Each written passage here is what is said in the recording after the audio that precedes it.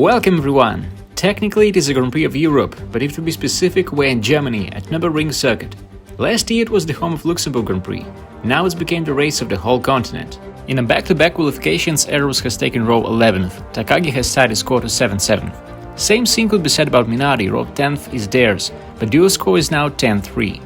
Alex Zanardo Williams is 18th, and alongside is Ricardo Zonta BAR. Jean Alesi has qualified 16th, and is the first time this season when Barrichello isn't a part of top 10. His partner, Johnny Herbert, is 14th, and it's also the first time when he outqualified Rubens. Pedro Zabra is 13th. Mika Schalenfreude just 12th, Alex Woods took 11th spot on the grid for Benetton. Prost Jan truly opens top 10, and championship contender Eddie Irvine is only 9th. Speaking of champions, row 4 has two of them, Jacques Villeneuve 8th and Damon Hill is 7th.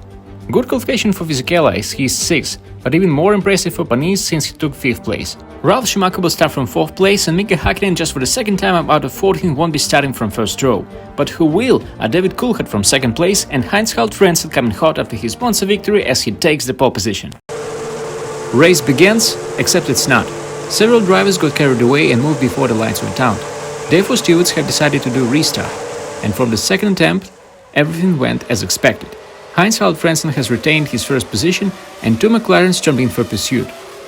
Coming into the series of first corners, a lot of cars are too close to each other. Safety car is already on the track, therefore no overtakes are allowed, although Mika Häkkinen has managed to pass David Coulthard before that.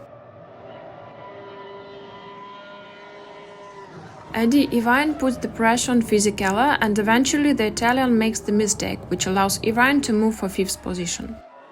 In typical fashion, Ferrari fumbles the pit stop, losing precious seconds.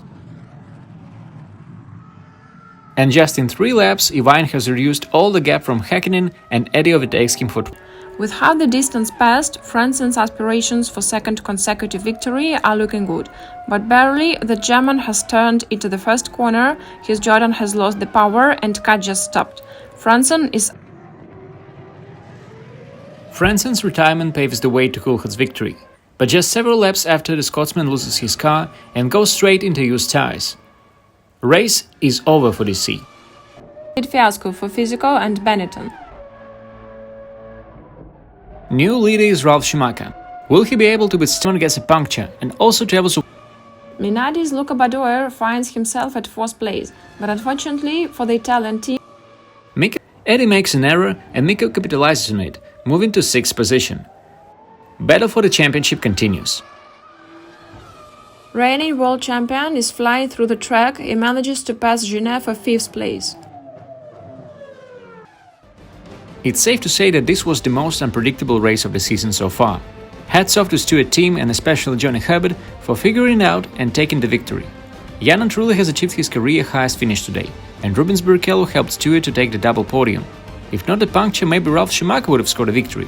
But this race had a lot of changing leaders, who may say the same. Mika Häkkinen, despite all the troubles, made what mattered for him the most. He reduced the gap to Irvine. These last laps of the race were clinical. Brilliant result for Marc Genet as he takes 6th place and 8 points. Eddie Irvine is just 7th, but he's still ahead in the main medal. 17 points are separating Irvine and Häkkinen. With 2 races to go, it's still unclear who is going to be world champion. Frentzen and Coulthard are still mathematically in the contention, but today's DNF really hurt their chances, and most likely they will battle for the 3rd position. Jan truly has climbed from podium straight into top 10, with only a point behind Salo and 1 ahead of Hill. Main hero of the race Johnny Herbert, now 4 positions up to 13th place. Genet has also noticeably improved, and Ricardo Zonta overtook Villeneuve in the battle of 2 BARs.